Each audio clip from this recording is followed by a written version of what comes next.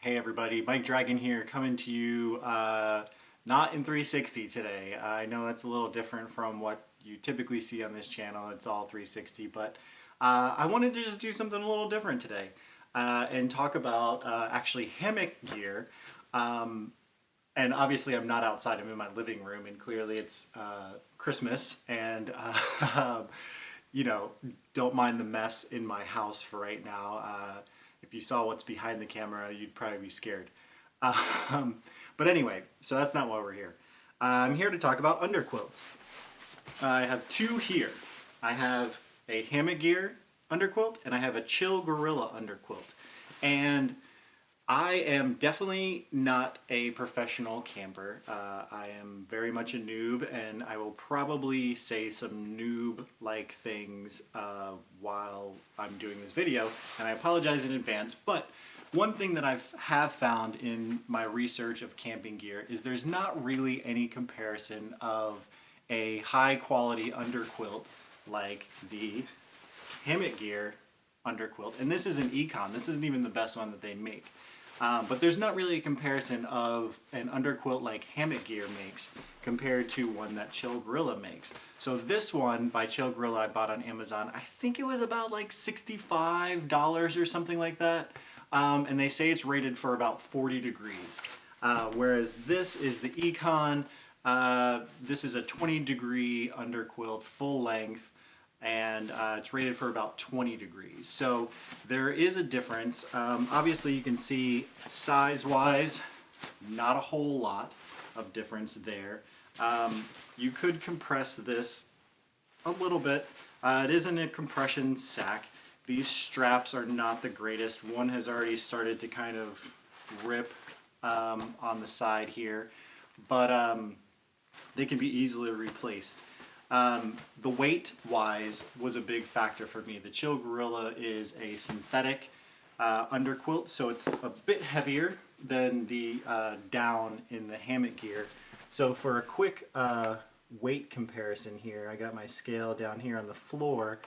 We're just going to do pounds to make things easy. The Chill Gorilla is about 2.6 pounds for this underquilt, and the Hammock Gear underquilt is 1.7 pounds for that underquilt. So you gain or lose about a pound for each, and that was a huge weight savings for me.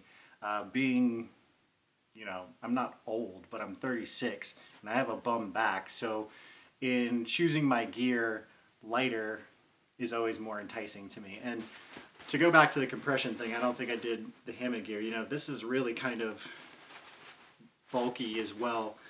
So, you know, one thing I found is that the bulk and the weight are really the kind of things that you want to save on, whereas this can probably be compressed down. I mean, I'm really kind of squeezing on it. A bit smaller, but really in your pack they're gonna be about the same, but this is far lighter. And as you'll see, it's a far better quality and fit when you actually hang it on your hammock. And I'll show you that in a second. I know that's why you're here. A bit about this hammock in particular. This is a Dutch Chameleon. It has a bug net on it. Currently, this is the 1.6 Hexon in a, I'm not sure which green this is. It's the darker green. I also have a 1.6 sitting over here on the floor in blue, with a top cover on it that I'm actually going to be, I'm testing it out for cooler weather. Here in Virginia, it really doesn't get super cold here. Winters may get down to like the 20s. I'm not sure I want to go out in that kind of coldness just yet. The coldest I've been is like 50s, and again, I'm a noob.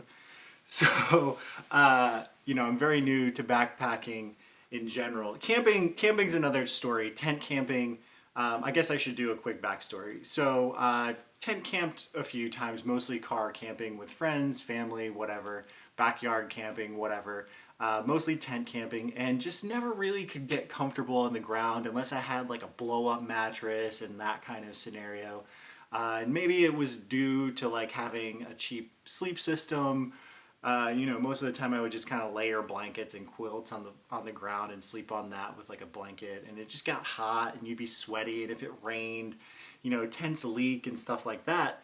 And I was planning a trip this summer and had a hammock, and it was kind of like an Eno, but not even that. It was some brand I got at an outdoor store. I don't even know what brand it is, some off brand or something.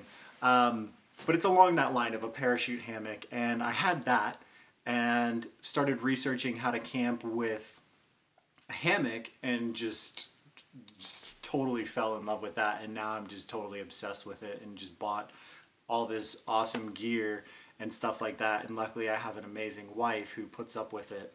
I don't know why, but as you can see, I now have a hammock hanging in my living room. And I don't keep the hammock, camping hammock, strung up all the time. I actually have a hammock that I made for the living room that kind of stays here permanently. That might be another video at some point, but anyway. So, yeah, let's get into pulling these things out and showing you what they're about. So, let's check out the Chill Gorilla here and pull it out of its stuff sack. It is, like I said, it's synthetic, and it's pretty thin in terms of, you know, the loft and everything. It has some tie-out points and stuff like that, lots of tie-out locations.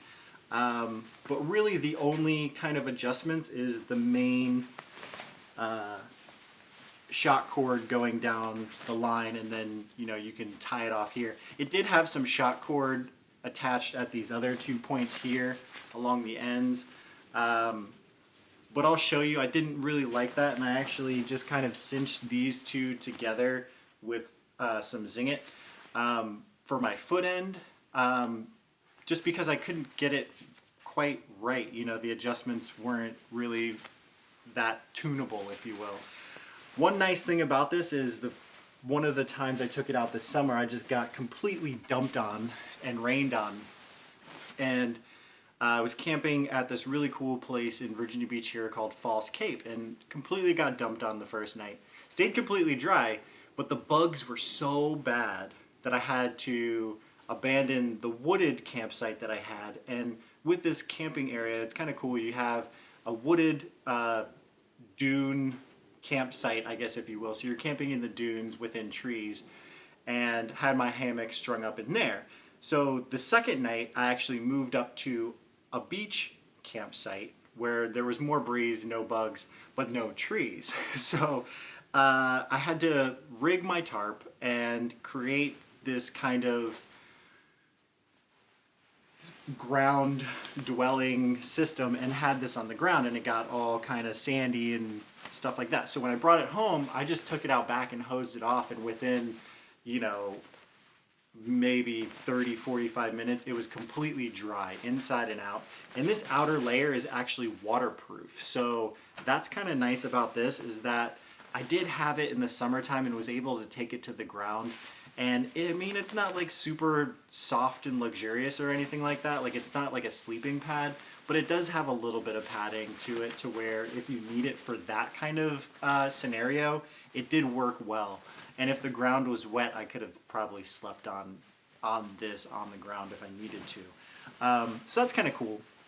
I have slept in this down into like the 50s, and it's super drafty. And you'll probably see that when I put it on the hammock here, there's just gaps everywhere. So if it gets real cold, you're just gonna get cold. I mean, this might just be my summertime system now. I mean, it is heavier, but I mean, I guess in the summertime you win some, you gain some. You know, in the winter you're having all this extra clothing and weight that you're bringing. In the summertime you lose the clothing weight, so you know, you lose a couple pounds there, you gain a pound here. You know, I don't know. We'll see what happens with that. So in comparison, the hammock gear, and this is also compressed. I did have it strung up, but you know, probably by the time I'll string up the Chill Gorilla one, but once this kind of locks out a little bit, It's super puffy and warm and luxurious, and has tons of adjustments here that you know, you can adjust the suspension of it and how it hangs on your hammock, and you can really fine tune it to fit you perfectly. So I've really been kind of toying around with that, trying to get it dialed in for, you know, like I said, a trip coming up here in a couple weeks at the end of December. But you have your main kind of suspension coming through here, and that I actually tie into the beetle buckle system from Dutch as well.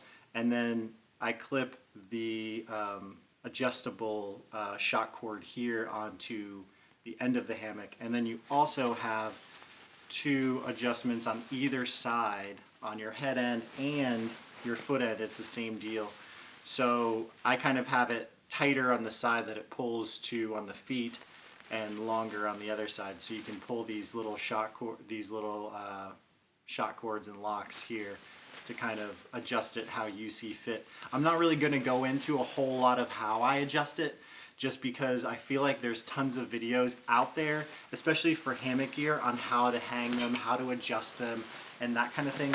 Really what I wanted to show is the difference between a high quality underquilt and a budget underquilt, because there's videos on these and there's videos on these, but not really together. So that's really what I wanted to kind of showcase today, was the difference of both. So obviously you can see clearly the difference. This is much puffier and has far more insulation value than this. And granted, this is a 20 degree and this is a 40 degree, but at the same time, you know, it's just, this is so much better made. This is, you know, handmade in the United States. This is made overseas somewhere.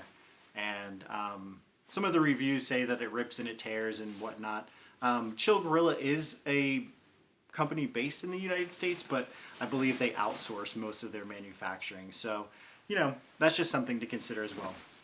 So what I'm going to do is I'm going to string this up real quick. I'm not going to show that on video. I'm just going to get them on there, and then I'll show you kind of how they fit and the benefits of each as well. So give me a second and I'll get to that and I'll be right back. Okay. So I set up the Chill Gorilla, and I actually haven't put this on in a while and forgot how easy I had it set up. Basically, the end of this shock cord here kind of has a loop on the end, and that just connects to, kind of hooks onto the beetle buckle suspension, and I'll kind of show you a close-up of that as well. But it just hooks right up there, and then the cool thing about the Chameleon is that you have all these tie-out points on your hammock that you can tie off, you know, these pull-outs and stuff like that. So what I do is I pull the shock cord through this loop and then hook it onto one of the packing hooks that's on the end. And so there's not packing hooks, there's a packing hook here and here, as well as a D-ring on here, but you know, so I connect the underquilt to each one of those on all 4 points. This is kind of a wider underquilt, which is kind of nice because you just connect it there to all 4 points. All the shock cords go out, the 4 shock cords, and they just hook right on. So it's super quick, super easy, no big deal. So when you lay in it, you can just kind of hop in, and it's where it needs to be.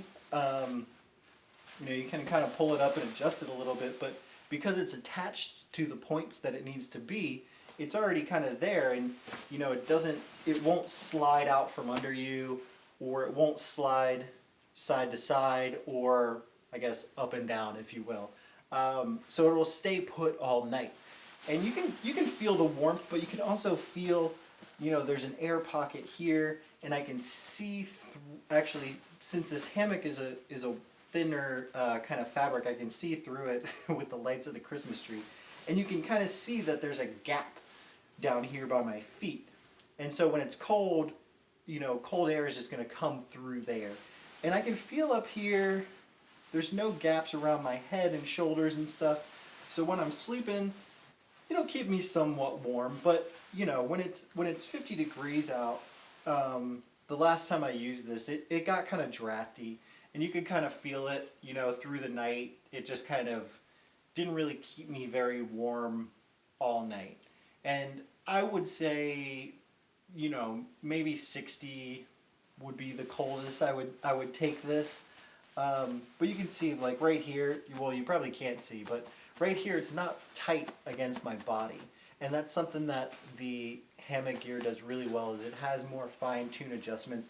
And I could probably maybe pull this out further and, you know, do other things to adjust this, to slide these down or put ties on them or something to kind of get this a little bit tighter if I needed it. But if I'm just going to be using this for warm weather, summertime, camping, you know, you want it to be a little drafty to kind of let some airflow in. And this really saved me in the summer from that night that it was buggy. I actually did disconnect it and tried to slide it around to vent, and the bugs just lit me up on like one whole side of me where they could get to me, and I ended up realizing it halfway through the night and pulled it up and dealt with being hot rather than just being annihilated by mosquitoes all night. But give me a second, and I'm going to take the camera off the tripod and show you how this thing is rigged up here. Alright, so right here you have the Dutchware beetle buckle suspension. So these are the two shock cords coming off of the underquilt. And you can see it's just a loop tied in the shock cord, loops right to the suspension hook there, and then follow that down. Let me get out of my own way. And so it comes through right here and hooks onto the packing hook of the hammock right there. And that keeps this from sliding back down, or basically just from sliding back down the hammock that way. And then that's done on 4 sides. Let me see here, get you a good view. So that's just connected on all 4 corners like that. Super simple. It does have another adjustment here in the center, but this thing does not hold tight enough. I'm sure you could pull this and then tie a knot in it if you wanted to. But I found that it just doesn't really hold that well. And a lot of the things that I've seen where this, where stitching has failed, it's failed here and on any of these tie out points. So I try not to put a lot of weight here, a lot of tension here on this actual, you know, webbing here that's tied in. I just try to connect it here, so it's really more just kind of locking it in there and not allowing it to kind of slide back and forth, and just kind of holds it in place. And you can see up towards the head end here, it's also just looped on. So that's really it. On the head end, I kind of leave it open. You know, there's no other adjustments here other than these hooks. And like I said, it did have shock cord on these, and the purpose of that would be to take those pieces of shock cord and run them up to your suspension and connect them onto your hammock, either up here on the head end or you know, all the way up to the suspension up here. So, you know, I'll show you what I did down here in the foot end, and it's kind of rigged. Let me see if I can show you it well. I took these two and tied them together, and then took this little clip and clipped it in the middle to kind of cinch this as much as I could. I'm not so great at sewing. I'm sure I could have like sewn this or sewn in something better to kind of really tighten that up around my feet. But it's not, I mean, it's not horrible, you know, and I could just easily undo this. I wanted it to be undoable, so if I wanted it to not be permanent, I could make it unpermanent. So that's kind of the deal there. So now what I want to show what this looks like when I'm in it. And so what this foot end does when I'm actually sitting in it. And then I'll show you the head end as well. And then that way you can see, you know, the gaps and how it actually adheres to the hammock. Because that's an important part of your underquilt keeping you warm, is preventing any gaps from being around you. Because once there's a gap in here, you're just going to get all the cold air is just going to come down in there and you're not going to get warm.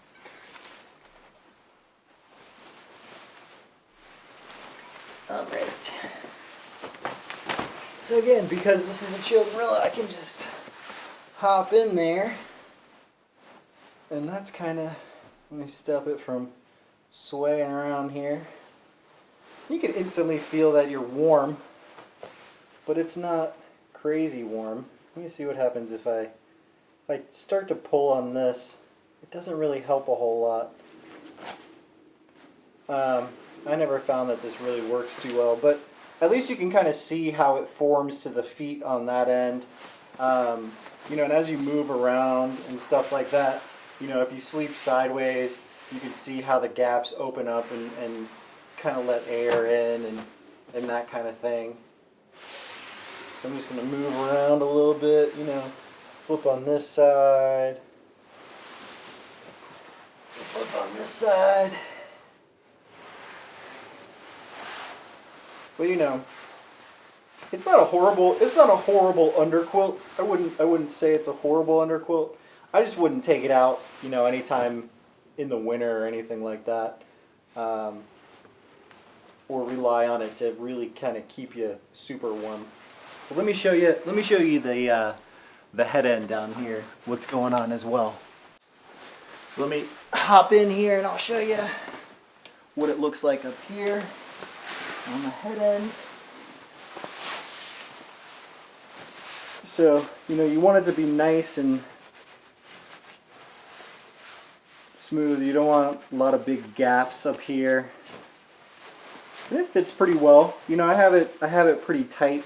And because I have this connected here, you know, it's not going to slide down my body. It's not going to slide under me this way. You know, it stays pretty tight while it's up here. And because it's so wide, you know, you can move anywhere. I mean, it goes from one end of the hammock to the other, and there's no real gap. So you can kind of sit with your knee out, and you don't have to worry about your knee getting cold or anything like that. You're just kind of in here, you know, doing your thing, rolling around, having a hammock party by yourself. But yeah, so that's the head end. I guess I'll throw the Hammock Gear underquilt on here and you guys can see that in comparison. Alright, so I have the Hammock Gear underquilt on here, ready, set up, ready to go. You know, you have a couple different options here for how you actually connect it. And the thing that I'm finding with hammocks is there's a million different ways to do things, and I'm constantly tinkering, trying to get it right, trying to get it perfect. And you know, on all my hammocks I have adjustable ridge lines. Again, I'm a noob. I'm trying to figure it out and figure out, like, you know, what's my perfect spot. So I try to keep everything as adjustable as possible so that I can kind of have that flexibility. One thing I did want to mention real quick as I was taking this off is that you'll notice that this quilt has baffles in it. So each one of these essentially has its own little bits of down. If this didn't have baffles, all this down would just slide down to the bottom, and that would be pointless because then your butt would be super warm and your arms and your back would be freezing. Whereas this has no baffles in it. So basically what this is, and you can feel it, it's just got like synthetic puff inside of it, and you can feel it, you know, that stuff that comes in like a big sheet. So it's like on one side you have this, you know, synthetic fabric, and then sandwiched in between this like ripstop nylon that's waterproof is this puff. And so when I cleaned it that one day and let it dry out, I kind of feel like over time, if you use it enough, that inner insulation is just going to break down and start to shift. And when that happens, I think, you know, it's just going to be trash at that point.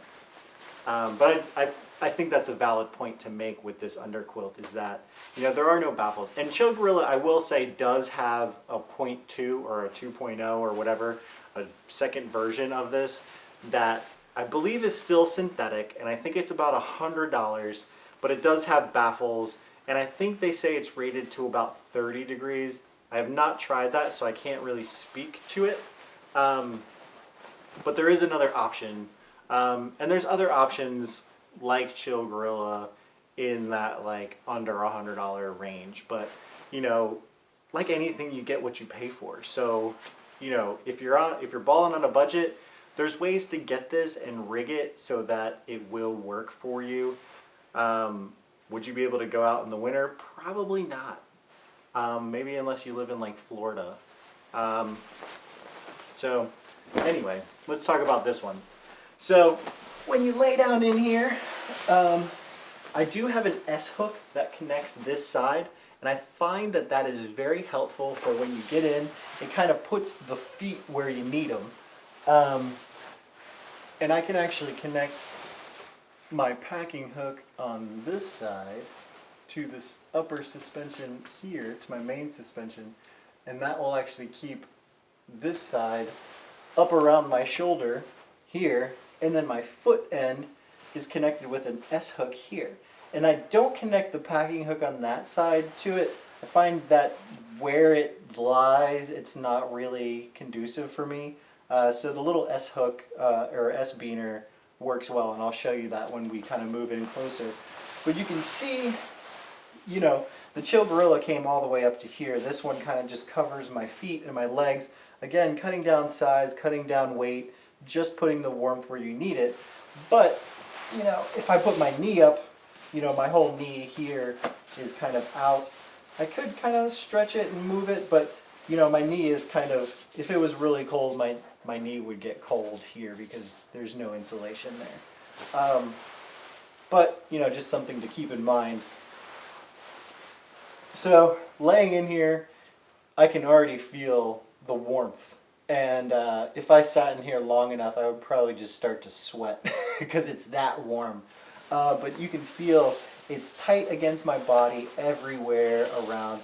And it's just, I mean, it just feels silky smooth and amazing here. But yeah, I might just take a nap.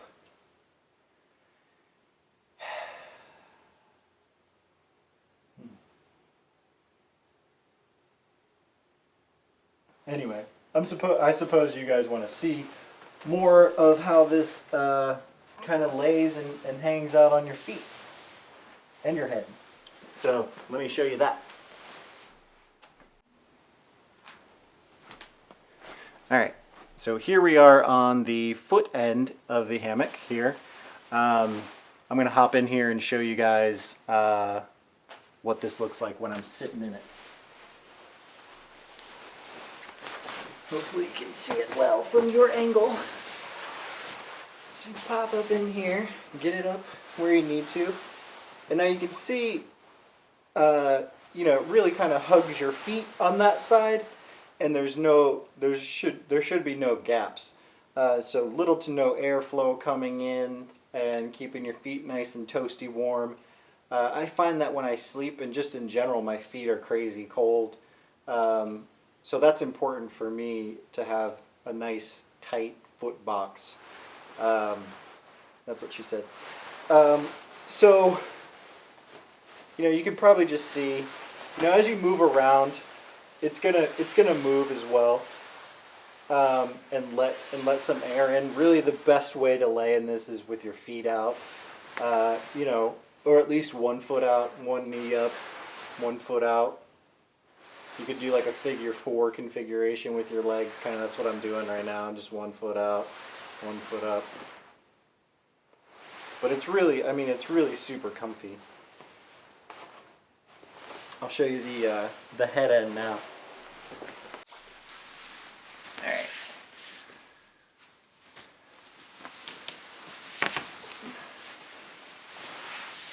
All right. So here's the head end, and this comes up far further. So my head, the top of my head is actually here, and I have a little bit of room to actually get my whole body covered by all of this puffy insulation. When I'm in this and in my sleeping bag, you know, it's so nice and toasty and warm. But you can see here, you know, again, no gaps. That's what you want. You don't want to be able to shove your hand in there. And with these nicer underquilts, they actually sew in this extra little puffy little piece of goodness here to kind of help prevent any airflow from coming in there.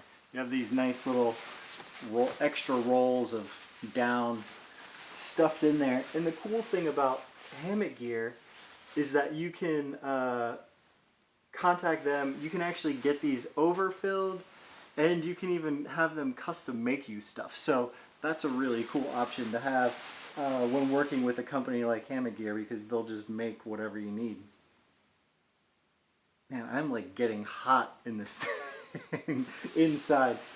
And we keep our house, you know, our house is like 70. But this thing is so awesome. Super nice and warm. Alright, so here I'll show you the adjustments a little bit here. So you have kind of three main things going on here. You have your main shock cord here, this big one. It's actually thicker here, this one, the top one, and that goes through the whole length of the underquilt. So that kind of, if you imagine it going up and down this way, it kind of just hangs on that and can glide up and down this way. And this is what keeps that adjustment, like how I had to clip the other one around. That's what this shock cord does for me. You can pull this and cinch it. I'm not going to because I have it set where I want it. But you can just pull this, and that will actually tighten this or loosen it and bring that up or down your hammock as you please. And then you have this little guy here. Let me see if I can get closer for you. You have this little guy here, and what this does is it controls the shock cord going through here. So that's going to tighten up this half of the underquilt. You pull this and it tightens up this half. You loosen the other side or tighten it and it'll tighten up the other side. So I actually have this left side here a little bit looser than this side, so it kind of snugs this up around my shoulder and keeps things tight. That's just how I like it. You got to play with yours to see how you possibly would like it. Here, I'll show you the foot end here. So here's the foot end. Same deal. Here's the other line coming in, or out, if you will, from the other side. And the adjustments here. And then I kind of do the opposite on this side. This left side is a little bit looser than this side, because this is where my feet are. So this side gets a little bit more snug up against my feet. And then how I connect it is it comes with this S-hook here. And it actually has both lines of the suspension when it comes tied to this S-hook here. But I actually undid it and I keep the adjustable part tied to the S-hook.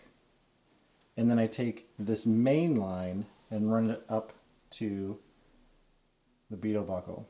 And if I'm not using this, if I have a set of suspension that uses whoopee slings, I would tie this through a carabiner and just clip these onto the carabiner to the whoopee sling.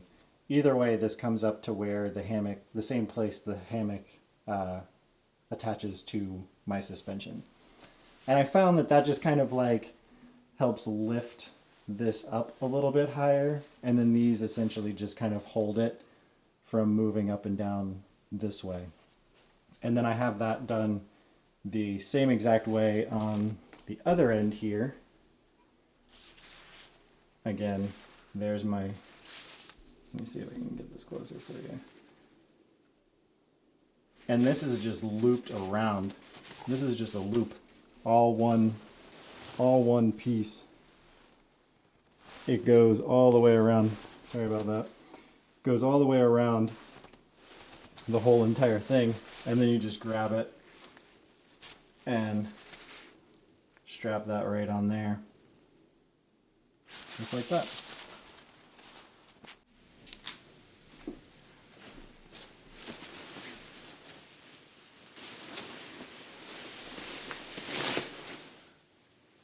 All right, well, thanks for watching. Hopefully this gave you some kind of information about the difference between a high quality underquilt and, you know, a budget underquilt.